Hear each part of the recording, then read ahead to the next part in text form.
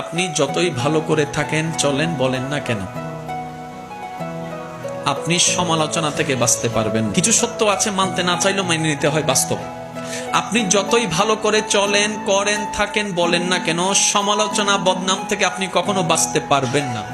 আপনি এর কাছে ভালো হলে দুইজনের কাছে আপনি খারাপ নিশ্চিত হবেন। সবার সাথে কখনো ভালো থাকা যায় না, পৃথিবীর সবাইকে খুশি করা যায় না, কিন্তু আমরা বোকার মতো সেই মানুষকে বারবার খুশি করার জন্য চেষ্টা করতেই থাকি, অক্লান্ত পরিশ্রম করতে থাকি। শ্রদ্ধার সাথে বলি, মানুষকে নয়, ওই মানুষের রবকে খুশি করার চেষ্টা করা দরকার। কারণ এই মানুষ কখনো আপনাকে আমাকে থ্যাংক ইউ না দিলেও ওই রবের রহমত আমাদেরকে ভরপুর করে দিবে। সুবহানাল্লাহ।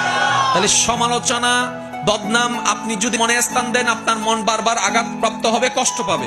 তাহলে যেই জিনিস আমাকে বারবার আঘাত দিবে সেটা আমার রাখার দরকার নাই। সেজন্য সবাইকে শুধু ক্ষমা করতেই থাকবেন।